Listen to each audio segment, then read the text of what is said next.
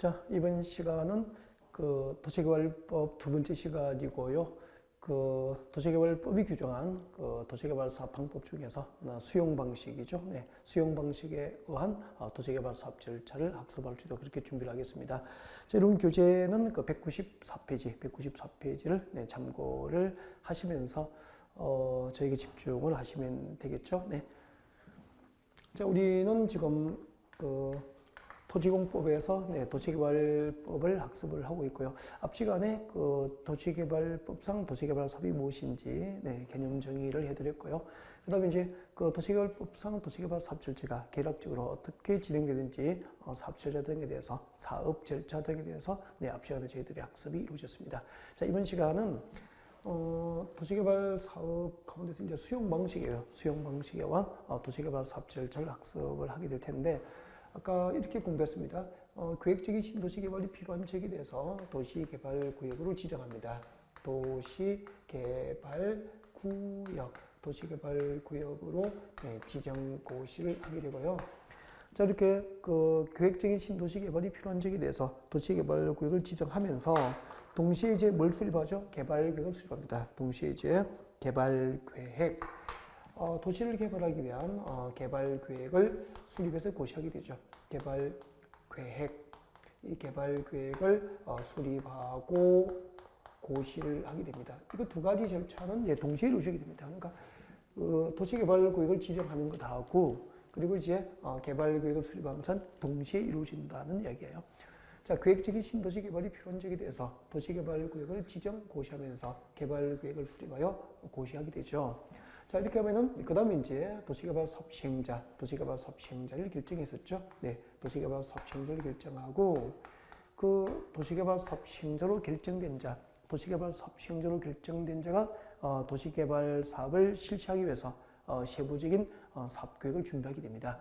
자, 이렇게 시행자로 결정된 자가 준비하는 사업계획을 무슨 계획이라고 그랬죠? 그렇죠. 실시계획이라고 했죠. 네, 실시계획이라고 합니다. 실시계획이다 라고 했고, 이 실시계획을 시행자가 작성하면은 본인이 작성한 대로 마음대로 사업을 하는 게 아니고요.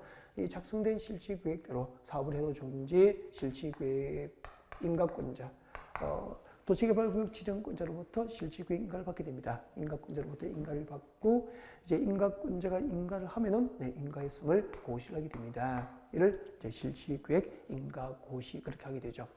자, 이렇게 실시계획 인가 고시되면 인가 고시된 실시계획에 의해서 본격적으로 도시개발 사업 시행에 들어가는데, 여기서 이제 도시개발 사업 방법을 나누게 되잖아요.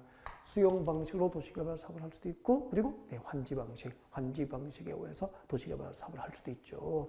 자, 이번 시간에 저희들이 공부할 주제입니다. 수용 방식에 의한 도시개발 사업 절차를 공부할 수 있도록 그렇게 준비를 하겠습니다. 여러분, 이거 알고 들어가야 되거든요. 그 도시개발 사업을 수용 방식으로 하는 목적이 있습니다. 목적. 어떤 경우에는 네, 도시개발 사업을 수용 방식으로 하고 또 어떤 경우에는 환지 방식으로 사업 방식을 결정하게 될까. 그 내용은 나중에 그 여러분 기본서 나오면은 1, 2월 달에 이제 그 기본서를 제가 체킹을 해드릴 거예요. 해드리고 일단은 이 얘기만 듣습니다. 이 수용 방식은 언제 도시개발 사업을 수용 방식으로 하느냐면요. 자, 수용 방식으로 도시개발 사업을 하는 목적이 이래요. 목적. 수용 방식으로 도시개발 사업을 하는 목적은 그 주택 건설에 필요한 택지 등의 그럼 택지는 주택 용지입니까? 공장 용지입니까? 주택 용지죠. 그래서 요즘에 그 신도시 개발하면은 단독주택 위주로 신도시 개발합니까? 주로 공동주택입니까? 공동주택, 아파트죠. 그래서 아파트 건설에 필요한 택지 등의 집단적 조성, 택지 등을 집단적으로 조성해서 이제 공급할 것을 목적으로 하면은 도시개발 사업은 수용 방식으로 사업 방식을 결정하게 돼요. 주택 건설에 필요한 택지 등의 집단적인 조성과 공급을 목적으로 할 경우에는 네, 도시개발 사업을 수용 방식으로 결정하게 됩니다. 이 좀 암기를 좀 하셔야 됩니다. 그래서 우리 그 서울에서 대규모 아파트 위주로 신도시가 개발된 지역이 있죠. 이런 지역은 대부분이 이제 수용 방식으로 사업 방식을 결정했다. 그렇게 볼 수 있고요. 나중에 기본서 나오면 체크해 드릴 테니까 특히 뭐 들어요? 대지로서의 효용 증진, 대지로서의 효용 증진과 공공시설 정비를 목적으로 하거나, 그리고 인근 지역보다 지가, 땅값이 너무 비싼 거예요.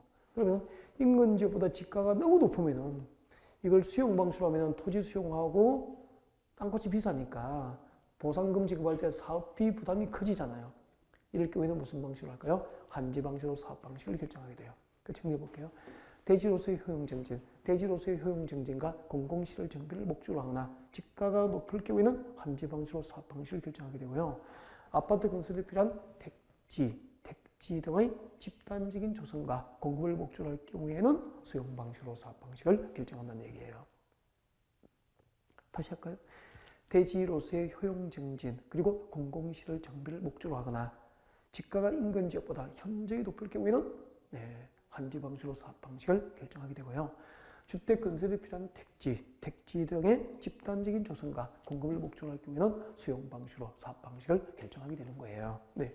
자, 그때 이제 그림 그리면 이렇게 되겠죠. 네, 그림을 그려보면은 여러분 여기가 도시개발하기 전입니다. 도시개발하기 전이니까 뭐 산지, 그죠? 네, 임야도 있고, 그리고 이제 전답 가송동, 여기는 농지입니다. 전답 가송동 농지고, 그리고 이제 산 아래 취락 마을이 있었죠. 산 아래, 네.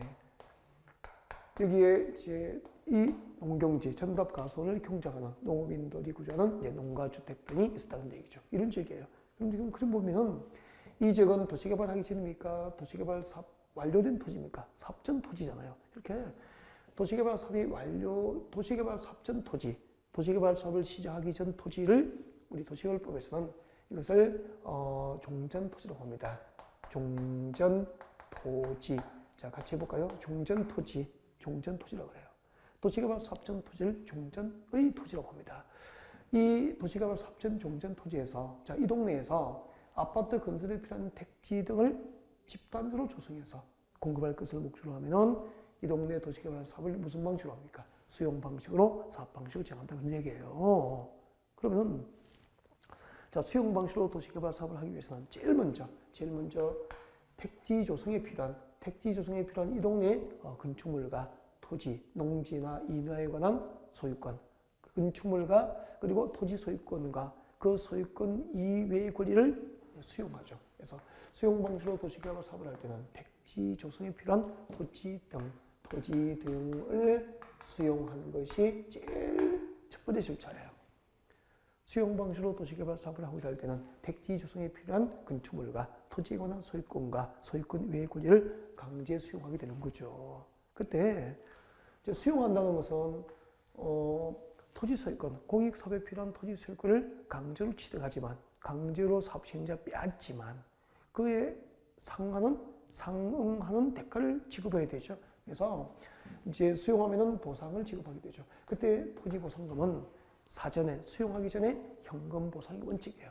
사전 현금 보상이 원칙인데 그 사전 현금 보상 원칙에 대한 특례로서 이제 매수 대금 일부 토지 소유자가 원하는 경우로서 매수 대금 일부 지급을 목적으로 할 때는 이제 채권으로 대금이 지급될 수 있습니다. 채권으로 대금이 지급되는데 그 채권을 토지 상환 채권이라고 합니다. 토지 상환 채권 그렇게 하죠. 그러면은 만약에 이제 여러분이 이 동네의 원주민이에요. 그러니까 여러분이 이게 농가 주택을 소유하고 있고 이 들판에서 이 농경지를 경작하고 있었다는 거죠. 이 지역이 수용 방식에 의해서 신도시로 개발되면서 여러분의 주택, 이 건축물하고 이 농지는 강제 수용을 당하시게 되죠. 그러면 여러분은 이제 대가를 보상받게 되는데 원칙은 사전에 수용하기 전 현금으로 보상을 받아요. 근데 그 매수대금 일부를 이제 토지 소유자, 여러분이 원한다면은 토지 소유자가 원하는 경우로서 매수대금의 일부는 채권으로 대금 지급이 이루어지는데 그때 여러분이 받게 되는 채권의 이름이 토지 상환 채권이 된다는 거죠. 자, 그러면 토지 상환 채권을 이제 매수 대금으로 받은 여러분은 그 매도 대금으로 받은 여러분은 채권자가 되잖아요. 이 토지 상환 채권을 받은 채권자는 나중에 이제 도시개발이 끝나면은 이 농지나 임야 등이 택지로 조성되겠죠. 이렇게 도시개발 사업에 의해서 새로 조성된 토지나 건축물, 새로 조성된 토지, 그러니까 택지 등으로 새로 조성된 토지를 말하는 거죠. 택지 등으로 새로 조성된 토지나 건축물, 그러니까 상가 입주권 같은 거예요. 건축물로 상환을 받게 되는 거예요. 그러면은 이제 여러분이 여기서 수용을 당한 이제 건축물과 농지 소유자라면은 여러분 채권을 받았죠? 도시개발이 끝나면은 이 동네에서 새로 조성된 택지나 건축물 등으로 여러분은 상환 돌려받게 되는 거예요. 그럼 결국 토지 상환 채권을 받은 원주민들은 현금 받은 겁니까? 현물 보상입니까? 현물 사후 현물 보상을 받게 된다는 거죠. 그러면은 어차피 이제 우리가 나중에 부동산 현직에 종사하기 위해서 학습을 하는 것이기 때문에 여기에 살고 있는 원주민들은 그 현금을 받는 게 유리합니까? 네, 조건이 된다면은 그 채권이 유리할까요? 절대적은 아니지만 뭐가 더 유리할 것 같습니까? 그렇죠. 야, 지금 채권이 더 훨씬 유리합니다라고 말씀하시면은 부동산 하셔도 될 것 같아요. 그죠? 감각이 있으시니까. 그 토지 상환 채권을 가지면 나중에 새로 조성된 토지나 건축물, 상가 입주권으로 상환을 받게 되지 않습니까? 그러면은 여기 분양되는 분양가보다는 네, 여기 주변의 시가가 훨씬 높기 때문에 분양가가 싸다는 거죠. 싸게 분양가대로 이제 토지나 상가 입주권을 받으신다면 그만큼 시가하고 격차 차이만큼 갭이 생기죠. 그 갭만큼 여러분에게 이제 프리미엄이 존재하게 되는 거잖아요. 그래서 이제 채권이 훨씬 유리하게 되는 거죠. 알고 있는 게 좋겠죠? 네. 자, 이렇게 해서 이제 아파트 건설에 필요한 택지 등을 집단지로 조성해서 공급할 것을 목적으로 하면은 그 택지 조성에 필요한 땅과 건물을 강제 수용하고 현금 또는 채권으로 토지 상환 채권으로 보상을 하게 됩니다. 그래서 보상이 다 끝납니다. 끝나면은 공사에 들어갈 수 있잖아요. 그래서 이제 채권으로 보상하고 공사 시행에 들어가게 되는 거죠. 공사 시행에 들어가게 됩니다. 공사를 한다는 것은 기존의 마을에 있는 건물은 기존 건축물은 철거하겠죠. 철거하고 농지나 임야를 이제 택지나 상업용지, 공공택지 등으로 조성하는 공사를 하게 되는 거죠. 하고 이렇게 이제 대규모 형질 변경 사업을 통해서 이제 택지 등 조성이 완료되면은 이제 공사 끝난 거죠. 완료되면은 도시개발 사업 시행자는 공사 완료 보고서를 작성합니다. 공사 완료 보고서를 작성해서 준공사를 신청해요. 준공검사를 신청하고 준공검사 신청을 받은 지정권자는 그 본인이 인가해준 실시 계획대로 이제 틀림없이 공사 완료되면은 준공검사를 하고 준공검사 및 공사 완료를 공고를 하게 됩니다. 공사 완료를 공고하게 돼요. 여기서 제가 물어보겠습니다. 지금 그 환지 방식입니까? 수용 방식입니까? 그렇죠. 수용 방식으로 공사 완료됐잖아요. 수용 방식으로 공사 완료됐다는 것은 이 지역에서 수용 방식으로 공사가 끝났다는 것은 이 지역에 택지 조성이 끝난 겁니까? 건축이 끝난 겁니까? 그렇죠. 이제 주택 건설을 할 수 있는 택지 조성이 완료된 거예요. 왜요? 아까 수용 방식으로 도시개발 사업을 하는 목적은 네, 개발자에게 이 지역에서 주택 건설에 필요한 택지 등을 집단으로 조성해서 개발자에게 공급하는 것을 목적으로 합니다. 라고 했기 때문에 수용 방식으로 공사가 완료되는 것은 예, 도시개발구역에서 택지, 주택 건설에 필요한 택지 등 조성 사업이 완료된 거죠. 자, 이렇게 이제 공사 완료가 되면은 그 택지 등이 집단으로 조성이 됐잖아요.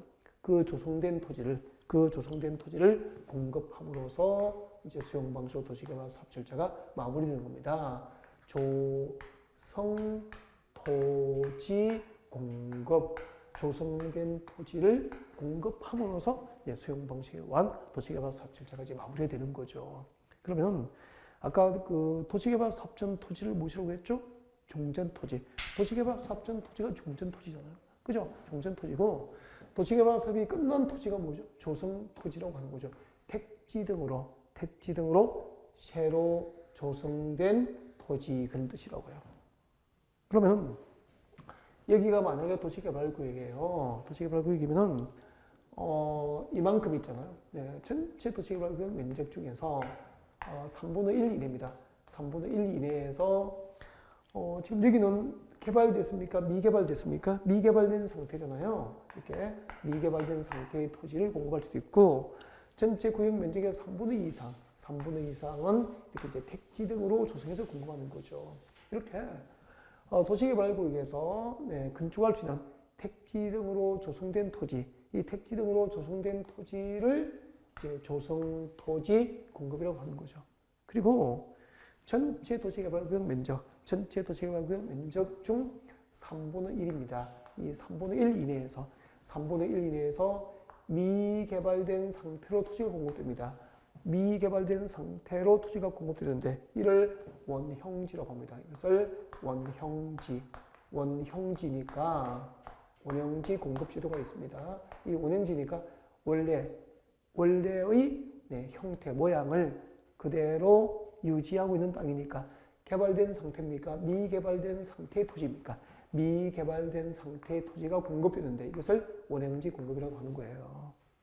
전체 도시개발구역 면적, 수용 방식으로 도시개발 사업이 완료되면 전체 도시개발구역 면적 중에서 구역 면적 3분의 1 이내 범위에서 미개발된 상태의 토지가 일부 공급될 수 있습니다. 이를 원형지 공급이다 그렇게 하죠. 그래서 여러분 처음 지금 우리가 그 입문 과정이기 때문에 수용 방식과 도시개발 사업 절차 과정이 어떻게 이루어지는지, 그리고 수용 방식으로 사업이 끝났을 때 공급되는 토지의 종류가 몇 가지죠? 2가지. 이거 전체를 보셔야 되는 거죠.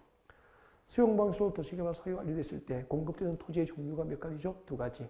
택지 등으로 조성된 토지로 공급될 수도 있고 미개발된 상태의 토지, 즉 원형지로 공급될 수도 있다라는 거죠. 이렇게 체계를 잡아두고요. 그 다음에 이제 나중에 1, 2월 강의할 때 여기에 이제 추가를 하게 되죠. 이 조성 토지를 공급할 때 공급 방법이 있다고. 이 조성 토지를 어떤 방법으로 공급할까요? 그죠? 특히 어떻습니다. 원칙은 경쟁 입찰 방법이에요. 원칙은 경쟁 입찰 방법인데, 뭐 330제곱미터 이하인 단독주택 용지라든지, 국민주택 규모 이하의 주택 건설 용지라든지, 그리고 공장 용지, 공공택지 등은 추천 방법으로 공급합니다. 그리고 나머지는 이제 수의계약 방법으로 공급하게 되죠. 그래서 수용 방식으로 조성된 토지를 공급하는 방법은 경쟁 입찰 방법, 경쟁 입찰 방법으로 공급될 수도 있고요. 경쟁 입찰 방법으로 공급될 수도 있고, 그리고 추첨 방법으로 공급될 수도 있고요. 그리고 수의계약 방법으로 공급될 수도 있다는 거죠. 나중에 그 기본서 1월달에 나오면은 제가 체킹을 다 해드리기 때문에 여기에 대해서 필기 부담은 갖지 마시고요. 어차피 책에 있는 내용이니까 나중에 체크해 드릴 테니까 그때 기억하셔도 괜찮아요. 알겠죠? 일단 한번 들어보시라는 거죠. 자, 이렇게 조성 토지의 공급 방법, 경쟁 입찰 방법, 추천 방법, 수의계약 방법 등으로 공급되고요. 1월달에 이제 기본 이론할 때 우리가 배우게 될 겁니다. 그리고 이 조성된 토지를 공급을 하면은 이제 아파트 건설 회사들, SK건설, 그죠? 현대건설, 대우건설, 이게 막 공급할 거 아니에요? 그때 공급을 할 때 가격이죠, 가격. 수용 방식으로 조성된 토지를 공급할 때 공급 가격은 어떻게 결정할까? 원칙은 감정평가업자 평가한 감정가격 기준이에요. 감정가격 기준으로 공급하는 게 원칙인데, 예외적으로 감정가격 이하, 학교용지라든지, 폐기물 처리시설 용지라든지, 기타 공공시설 용지를 공급할 때는 감정가격 이하로 공급될 수도 있죠. 그래서 공급가격 원칙은 감정가격, 예외적으로 공공시설 용지, 학교용지 등은 감정가격 이하로 공급할 수 있어. 이렇게 들어두면 되고요. 그 공급 가격과 관련된 구체적인 내용도 나중에 교재에 나오기 때문에 별도로 여기서 체크하고 그렇게 필기하고 할 필요는 없죠. 일단 들어간다는 거죠. 나중에 1월달에 이렇게 들어가게 돼요. 그 다음에 원형지는 미개발된 상태로 토지가 공급되는 거잖아요. 그러면 비싸게 공급됩니까? 쌉니까? 싸죠. 예를 들면 택지 등으로 조성된 토지는 평당 1,000만 원에 공급될 수도 있고 평당 500만 원에 공급될 수 있을 거 아니에요. 예를 들면. 그런데 미개발된 상태로 공급되기 때문에 평당 10만 원에 공급될 수도 있다는 거죠. 그러면 가격 차이가 50배 차이 나버리는 거잖아요. 그죠? 그러면 그 원형지를 공급받을 수 있는 자는 주로 이제 그 싸게 공급되기 때문에 정책적으로 그 주로 그 국가라든지 뭐 지방자치단체 등 공공개발자예요. 국가, 지방자치단체 등 공공개발자에게 주로 공급됩니다. 근데 나중에 다시 배웁니다. 학교용지, 학교용지라든지 뭐 공장용지, 학교용지나 공장용지로 직접 사용하고자 하는 자라면은 네, 민간 개발자도 민간 개발자에게도 원형지가 공급될 수 있다고요. 왜냐면은 여러분 그 세종특별자치시에 그 고려대학교 세종 캠퍼스가 건설된 거 알고 있죠? 네. 그러면은 종전은 그 대학 그 도시개발한 용지를 이제 학교 용지로 공급할 때도 전부 이렇게 밀어서 조성된 토지 형태로 공급됐다고요. 그럼 캠퍼스를 만들려면 다시 연못도 파야 되고 동산도 다시 만들어야 되고 뭐 그렇게 해야 되잖아요. 그리고 건물을 짓기 위해서 부지를 다시 조성하고 이런 경우가 생겨요. 그러니까 2중, 3중으로 또 이렇게 개발 비용이 투입되고 하겠죠. 네, 그래서 그다음 미개발된 상태로 이대로 공급하는 거죠. 공급하면은 이제 건축이 필요한 지역만 이렇게 이제 부지를 줘서 건축을 건축하면은 이거 임야, 산지는 파괴됩니까? 그대로 보존될 수 있습니까? 보존될 수 있기 때문에 훨씬 자연 친화적이죠. 그죠? 그래서 자연 친화적인 개발, 그리고 복합적이고 입체적인 개발이 가능할 수 있도록 원형지 공급 제도가 도입됐고요. 그 다음에 그 우리 공장 용지, 그 반도체 공장하고 자동차 공장은 공장의 특성이 완전 다르잖아요. 그러면 그 공장의 특성에 맞도록 그 기업이 스스로 부지를 조성할 수 있도록 이제 이런 원형지 공급 제도가 도입된 거예요. 아, 그런 거구나. 그래서 나중에 이걸 공부해야 되죠. 원형지를 공급받아서 개발할 수 있는 자, 법적으로 누가 원형지를 공급받아서 개발할 수 있는 개발자가 될 수 있지? 이거 공부하는 거죠. 누가 원형지를 공급받아서 그 개발자가 될 수 있을까? 그 원형지를 공급받아 개발할 수 있는 자 중 민간 개발자 대표적으로 하나 소개한 거예요. 학교나 공장 용지로, 학교나 공장 용지 등으로 직접 사용하고자 하는 자라면 민간 개발자도 원형지 개발자로 선정될 수가 있다는 얘기고요. 앞으로 공부할 내용을 잠깐 소개한 거예요. 그리고 또 그때 원형지 개발자를 선정할 때, 원형지 개발자를 선정할 때는 어떻게 선정할까? 원형지 개발자의 선정 방법. 원형지 개발자를 선정할 때는 원칙이 수의계약이에요. 원칙이 수의계약 방법으로, 수의계약의 방법으로 선정함이 원칙인데, 이제 예외적으로 학교나 공장 부지로 직접 사용하고자 하는 민간 개발자를 선정할 때는 경쟁 입찰 등으로 네, 원형지 개발자를 선정이 됩니다. 이런 선정 방법에 관한 사항이라든지, 그리고 원형지를 공급할 때도 공급 가격이 있죠. 원형지 공급 가격을 어떻게 산정할까? 이런 내용들 1월 달에 이제 살을 붙이면 되는 거죠. 그러니까 11월, 12월 입문과정은 도시개발법상 도시개발 사업이 무엇인지 정확하게 개념을 정의합니다. 그리고 또 도시개발법상 도시개발 사업 절차, 그 절차가 대략적으로 어떻게 흐름이 진행되는지를 파악합니다. 네. 그리고 큰 목차들을 기억하셔야 돼요. 수용 방식으로 공사가 완료된 경우, 공사 완료 후에 공급될 수 있는 토지의 종류는 두 가지가 있습니다. 두 가지가 뭐죠? 조성된 택지 등으로 조성된 토지로 공급될 수도 있고, 일부는 전체 도시개발구역 3분의 1 이내에서 일부 토지는 미개발된 상태의 토지, 즉 원형지로 공급될 수도 있다. 여기까지 우리가 입문과정에서 정리하면 되고요. 여기에 살을 붙여야 할 것, 이것들은 나중에 이제 1월, 2월 과정, 1, 2월 기본 이론 과정, 그리고 또 기본서 교재로 진도가 나갈 3, 4월 과정에서 체크해도 하나도 늦지 않다는 얘기죠. 지금 뭐 여기 세부적으로 들어가서 경쟁입찰 방법, 추점하고 4가지를 암기하고 있고 수의계약 8개를 암기하고 있고 이런 방법을 공부하면 학습을 할 수가 없는 거죠. 그리고 이 수용 방식으로 사업이 완료된 이후에 택지 등으로 조성된 토지나 원형지를 공급받거나 사용할 자로부터 그 대금의 전부나 일부를 도시개발 사업 시행자 미리 받을 수도 있습니다. 이를 선수금이라고 합니다. 선수금 수치 제도가 있죠. 그러면 도시개발사업 절차에서 선수금 수치는 무슨 방식이죠? 수용 방식에서 선수금 수치 제도가 있다는 거예요. 선수금이 뭐냐면은 택지 등으로 조성된 토지를 공급받거나 수용 방식으로 공사가 완료된 이후에 택지 등으로 조성된 토지를 공급받거나 운행지를 공급받아서 사용할 자들로부터 그 대금의 전부나 일부를 선수금이니까 미리 받을 수 있는 것을 선수금 수취제도라고 하는 거예요. 그러면 선수금 수취제도는 도시개발법상 수용방식의 사업절차의 소속입니까? 환지방식 소속입니까? 수용방식의 사업절차에서 선수금 수취제도가 있다는 거죠. 여기도 또 들어가요, 나중에.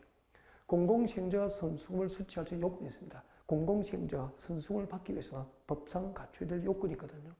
그래서 그 공공시행자의 수취 요건하고 그리고 민간시행자가 선수금을 수취할 수 있는 요건이 있어요. 그 민간시행자의 수취 요건, 이것을 이제 비교해서 학습을 하게 되는 거죠. 아, 그런 거구나. 여기까지가 이제 수용방식에 관한 도시개발 사업 절차가 어떻게 진행되는지 여러분이 살펴본 거예요. 네.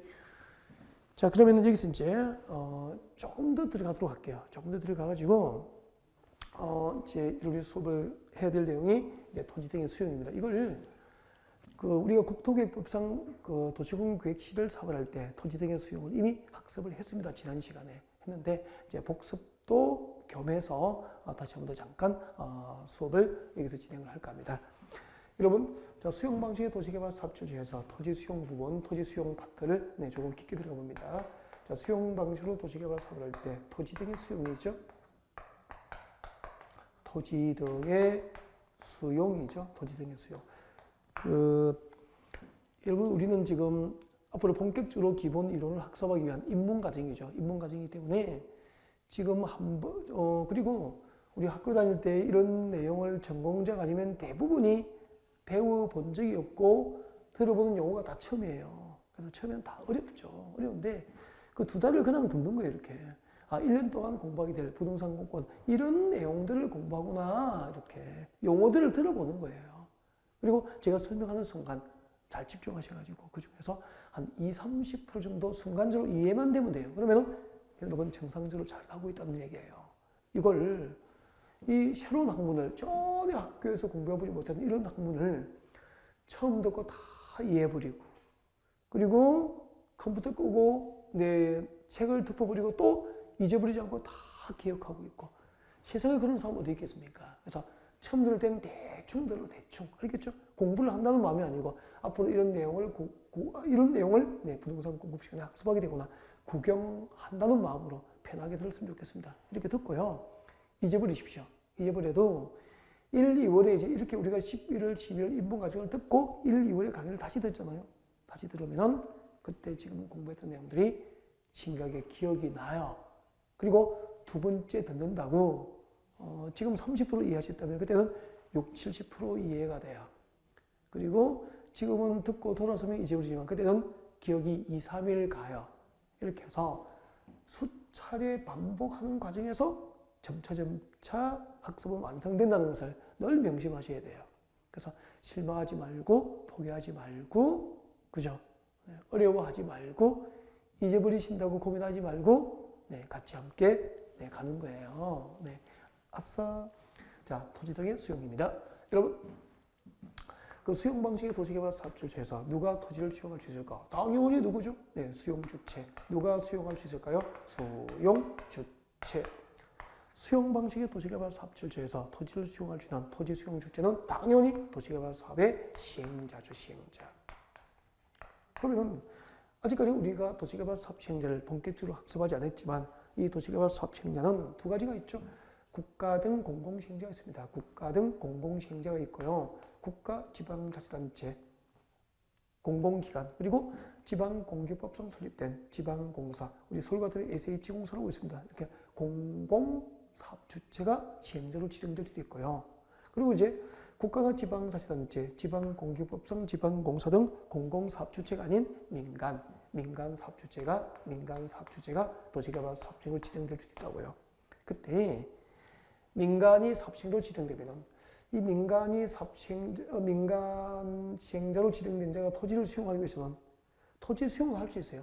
공공시행자든 민간 시행자든 누구나 토지 수용을 할 수 있지만 그때 민간 시행자가 토지를 수용하기 위해서는 일정한 요건을 갖춰야 됩니다. 일정한 요건을 갖춰야 된다는 거죠. 민간 사업 시행자가 토지를 수용하고자 할 때는 사업 대상 토지 면적 3분의 2 이상입니다. 이 사업 대상 토지 면적 3분의 2 이상의 토지를 소유합니다. 토지를 소유하고 사업 대상 토지 면적 3분의 2 이상의 토지를 소유하고 그리고 토지 소유자 총 숫자 기준 토지 소유자 총수 2분의 1 이상 2분의 1 이상의 동의를 받은 경우에만 토지 수용이 가능해요. 민간 시행자의 토지 수용 요건이죠. 그래서 근데 제가 이렇게 필기를 해드리고 꼭 암기를 해야 되겠다는 생각이 들죠. 그 생각이 좋은 생각은 아니라는 얘기입니다. 그래서 저와 같이 공부하시면 이런 거 암기에 매달리지 않았으면 좋겠습니다. 이렇게 수업 시간 반복해서 듣다 보면은 나중에 좀 익숙해지고요. 문제풀이를 할 때쯤 되어서 가끔 한 번 정도 가볍게 정리를 하는 건 좋은데 평소에 이거 암기할 필요가 없습니다. 왜냐하면요. 우리는 이 수치를 암기하고 노트 필기를 잘하는 게 목적이 아니고 공인중개사 시험에서 과락 없이 평균 60점 이상을 점수를 득점하여서 이제 자격증을 받는 게 우리의 목표예요. 그래서 시험에 잘 안 나와요. 그래서 한마디로 외우지 말라는 거죠. 여러분 기출문제 구경하셨죠? 2017년 28회 공인중개사 시험의 기출문제를 쭉 보십시오. 보면은 이런 수치가 정답을 직접 결정하는 문제는 거의 없다는 거죠. 근데 이 숫자만 뽑아서 약 700개 정도 암기 대상이 있거든요. 그걸 어떻게 감당하냐는 얘기죠. 아주 가끔 수치가 정답을 결정하는 경우가 있는데 그 경우는 우리가 늘 수업 시간에 반복하기 때문에 누구나 알고 있는 정도로 출제돼요. 그럼 따로 세부수를 뽑아서 700여 개 이상을 다 암기할 필요는 없잖아요. 이건 암기를 안 해야 합격한다는 얘기예요. 이거 시험에 어떻게 나오는지 두 가지 이야기 드릴게요. 이렇게 나왔었다고. 2번 정도 이렇게 나왔는데 소개를 할게요. 자, 잘 듣고 대답합니다. 집중하십시오. 자, 한국토지주택공사, 한국토지주택공사법상 한국토지주택공사는 공공시행자입니까? 민간입니까? 네? 공공이잖아요. 여기에 해당되죠? 그럼 이 요건이 필요해요? 필요 없어요? 필요 없잖아요. 그럼 시험 이렇게 나온다고. 한국토지주택공사법상 한국토지주택공사가 도시개발사업을 수용 방식을 할 때 토지를 수용하고자 하는 경우에는 사업대상 토지 면적 3분의 2 이상의 토지를 소유해야 한다. 믿겠습니까?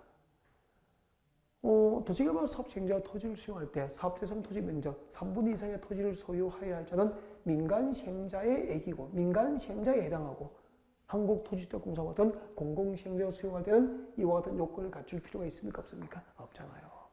근데 이쪽을 보지 않고 전체를 보지 않고 민간 시행자 수용 요건 이것만 뽑아서 외우니까 정답은 못 찾는다는 얘기죠. 그래서 제가 단어만 보지 마라, 숫자만 외우지 마라, 제도를 넓게 보아라, 그리고 흐름, 즉 전체적인 체계를 잡아라. 그렇게 얘기를 하는 거예요. 공부는 그렇게 공부하는 거죠. 네.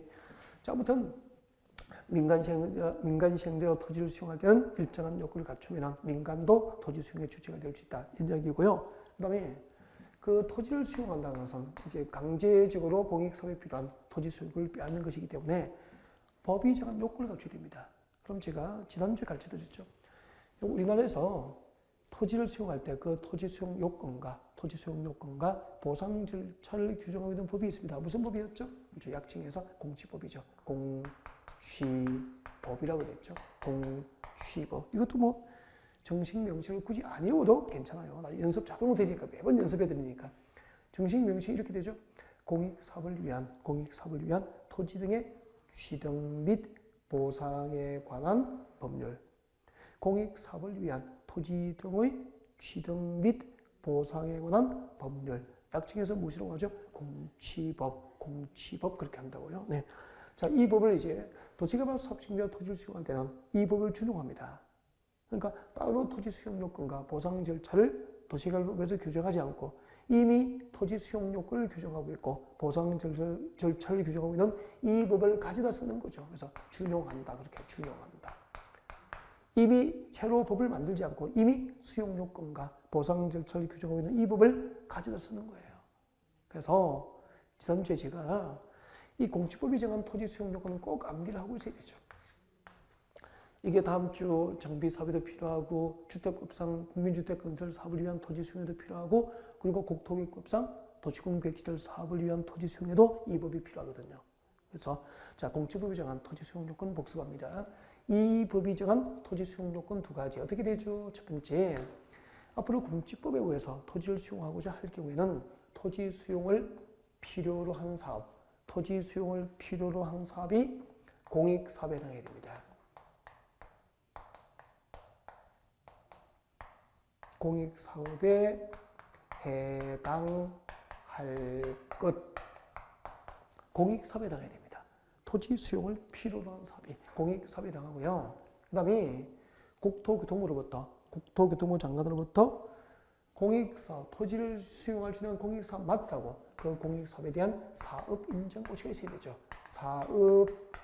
사업인정고시, 공익사업에 대한 사업인정고시가 있을 것, 공익사업에 대한 사업인정고시가 있어야 됩니다. 국토교통부터 토지를 수용할 수 있는 공익사업 맞다고 공익사업 인정을 받고 국토교통부에서 공익사업 인정을 하고 인정했음을 공식적으로 고시한다 이 말이에요.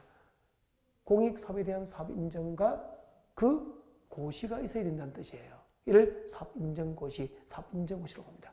이 두 가지가 공치법이 정한 토지 수용 요건이죠. 공치법이 정한 토지 수용 요건이죠. 여러분, 우리나라에서 토지 수용 요건과 보상 절차를 규정하고 있는 법이 있습니다. 무슨 법이죠? 공치법이에요. 이 법에 의해서 토지를 수용하고자 할 때는 국토교통부로부터 공익사업, 토지 수용을 필요로 한 사업이 공익사업에 해당한다고 국토교통부로부터 공익사업 인정과 그 고시가 있어야 토지 수용이 가능하다 이 말이에요. 그리고 그럼 이제 국토교통부로부터 공익사업 인정을 받으면 토지를 수용할 수 있죠. 하면은 대가를 보상하잖아요. 그때 보상금 지급에 대해서 협의가 안 되면은 법원에 재판을 신청합니까? 관할 토지 수용위원회에 재결 신청합니까? 그렇죠. 관할 토지 수용위원회에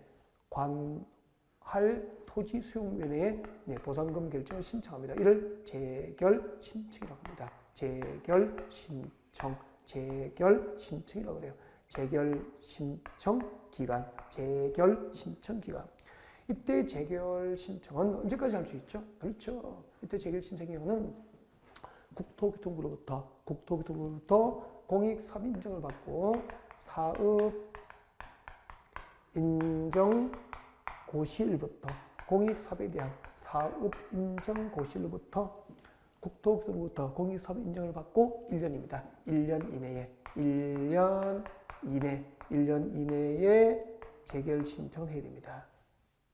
앞으로 토지 보상금 지급에 대해서 그 보상금액 결정에 대해서 그 도시개발사업 시행자하고 토지 소유자 간의 협의가 이루어지지 않게 되면은 법원에 재판을 신청합니까? 토지 수용위원회에 재결 신청합니까? 그렇죠. 관할 토지 수용위원회, 약칭해서 토수위, 관할 토지 수용위원회를 대상으로 보상금 결정을 다시 한 번 더 해달라고 신청할 수 있죠. 재결 신청. 그때 재결 신청을 할 수 있는 기간은 국토교통부로부터 공익사업 인정을 받은 날로부터 공익사업에 대한 사업 인정 고시가 있은 날로부터 몇 년이죠? 1년 이내에 재결 신청하도록 하는 것을 공치법에서는 원칙으로 하고 있다는 거죠. 지금까지 공치법상 토지 수용 요건과 그리고 재결 신청을 허용하는 기간에 대한 원칙을 여러분은 공부하신 거예요. 원칙을 공부했는데 어차피 우리는 이제 1월달, 3월달, 5월달에 이제 학습을 해야 될 내용이니까 지금 여러분 교재에 준비는 안 돼 있지만 여기서 한 단계 저 들어갈게요. 알겠죠? 들어가서 이거 어려워하시면 안 돼. 그냥 수업 듣고 또 1월달에 우리가 이제 본격적으로 들어갈 내용을 미리 한번 들어보는 거예요. 어려운 걸. 알겠죠? 네, 한번 들어가 볼게요. 자, 이렇게 이제 공치법상 토지 수용 원칙을 방금 이제 배운 거예요. 그 원칙을 배웠으면 세 번째 뭐죠? 특례가 있을 수 있죠. 원칙에 대한 특례가 있습니다. 자, 도시개발 사업 시행자가 토지를 수용할 때는 공치법상 토지 수용 원칙을 준용하지만 그 원칙에 대해서 다음과 같은 특례를 인정한다는 거죠. 특례, 특별한 예외를 인정합니다. 도시개발 사업 시행자가 토지를 수용할 때는 다음과 같은 특별한 예외를 인정하는 거죠. 특례, 어떤 특례를 인정하게 될까요? 자, 다음과 같은 특례를 인정하게 됩니다. 어떤 특례를 인정하냐면요, 수용과 사용의 대상이 될 도시개발 사업 시행자가 수용하고 사용해야 될 수용과 사용의 대상이 될 토지 등의 세부 목록을 수용과 사용의 대상이 될 토지 등의 세부 목록을 고시한 경우 수용과 사용의 대상이 될 토지 등의 세부 목록을 고시한 경우에는 이것을 공지법상 토지 수용 요건인 국토교통부로부터 공익사업에 대한 사업 인정고시, 공익사업에 대한 사업 인정고시가 있은 것으로 의제합니다. 의제 처리해 주죠. 의제된다. 의제가 뭐죠? 의제라는 것은 법적으로 간주하는 겁니다. 자, 무엇으로 간주한다. 간주해 주는 거죠. 간주한다. 무엇으로 간주한다. 무엇으로 본다. 간주한다. 그런 뜻이에요. 네. 자, 그럼 이런 뜻이죠. 자, 토지 등의 세부 목록을 고시한 경우에는 국토교통부로부터 공익사업 인정을 받은 것으로 법적으로 간주해 준다는 이야기예요. 근데 지금 세부 목록 고시가 무슨 말인지를 모르잖아요. 이해가 지금 안 될 거예요. 그래서 제가 설명을 드릴 테니까 아까 이야기했죠. 1월 달에 배워야 될 내용을 미리 잠깐 보는 거니까 이거 스트레스 받으시거나 힘들어 하시면 안 돼요. 알겠죠?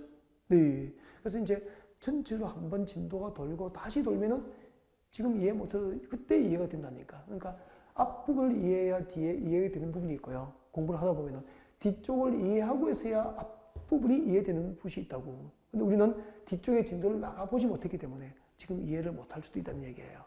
무슨 말인지 아시겠죠? 그래서 실망하지 말고요. 하시면 안 되고요. 미리 이제 조금 어려운 부분을 미리 본 거예요. 자, 이거 다시 설명할게요.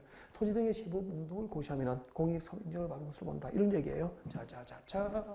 여기 보세요. 딱 여기 와보시면은 도시개발하기 전에 이제 종전 토지와 이제 건물이 있는 거예요. 네. 그러면은 도시개발 사업 시행자가 택지 조성을 하기 위해서 여기에는 땅과 건물을 강제 수용해야 되잖아요. 그때 택지 조성을 하기 위해서 수용해야 될 토지와 건축물의 목록표를 만드는 거라고. 수용해야 될 토지와 건축물의 목록표. 예를 들면 이렇게 만들면 되잖아요. 자, 첫 번째 1번 몇 번지에 있는 임야 소유권과 그 임야에 대한 소유권과 그 지상권은 수용 대상이야. 그리고 몇 번지에 있는 건축물 소유권도 수용 대상이야. 그리고 그 건축물의 전세권도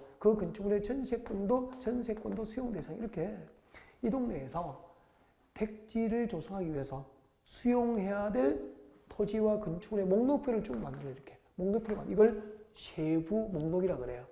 수용 대상이 될 토지 등의 세부 목록표를 만들어서 이 작성된 목록표를 이것들이 수용 대상이라고 이렇게 만들어진 목록표를 공식적으로 뭐 하는 거죠? 고시하는 고시.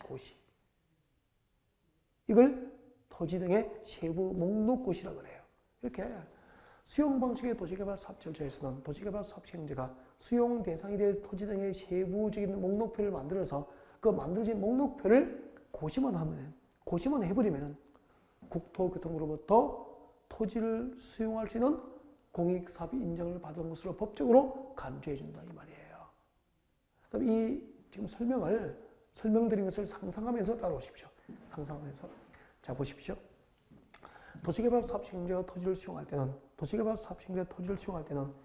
택지를 조성하기 위해서 수용해야 될 토지 등의 세부 목록표를 만들어서 몇 번지 몇 제곱미터의 토지 소유권은 수용 대상이야. 몇 번지 건축물 소유권과 전세권은 수용 대상이야. 몇 번지 토지 소유권, 임야 소유권과 그 강허권은 수용 대상이야. 몇 번지 토지 소유권과 물을 사용할 수 있는 권리는 수용 대상이야. 몇 번지 건축물하고 임차권이 수용 대상이야. 이런 식으로 수용 대상이 될 세부적인 목록표를 딱 만들어서 이것들이 수용 대상이라고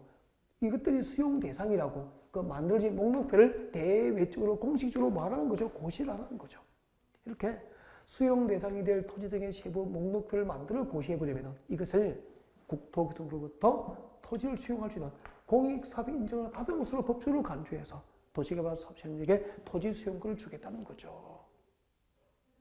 그런데 시험이 이렇게 나오죠. 자, 수용 방식의 도시개발 사업 절차에서 잘 듣고 O와 X로 판단합니다. 수용 방식의 도시개발 사업 절차에서 도시개발 사업 시행자가 토지를 수용하고자 할 때는 국토교통부 장관으로부터 공익사업 인정을 받아야 한다. O 믿겠습니까? 잘못 들으셨죠? 다시 할까요? 수용 방식의 도시개발 사업 절차에서 도시개발 사업 시행자가 토지를 수용하고자 하는 경우에는 국토교통부로부터 공익사업 인정을 받아야 한다. O 믿겠습니까? X죠. 공익사업 인정 안 받아도 돼요. 왜요?